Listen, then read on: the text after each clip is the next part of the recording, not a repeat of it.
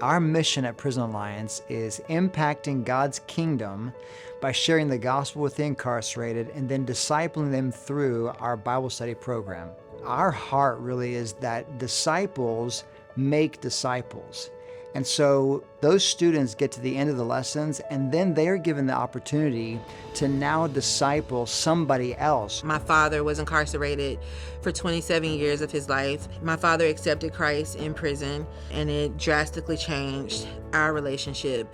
Through meeting some of the men and women that have been incarcerated and hearing their stories, their testimony, being able to see firsthand the transformation that has happened in their life. So there's a couple of ways that somebody who is behind bars can participate in our program.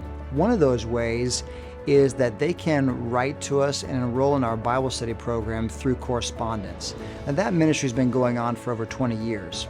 But recently, we have started working alongside of the digital tablets that are already in prisons, and prisoners are now have access to our Bible studies on a tablet where they watch a 10-minute video, they answer questions after each video, and are led through the Bible study program on a tablet. We see the love of Christ through a culture of servant leadership. We always aim to not just serve those behind bars, but even those immediately here in this building.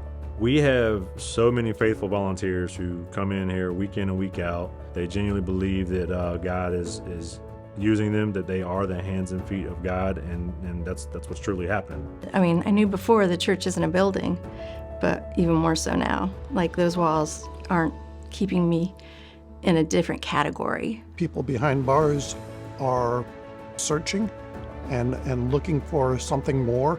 I find that I'm often even more encouraged than they are. Literally had a person say, "You're the only person I've talked to in a month." When Jesus says, it's simple, follow me, and when someone says, I will, that's what we're praying for when we send these materials out.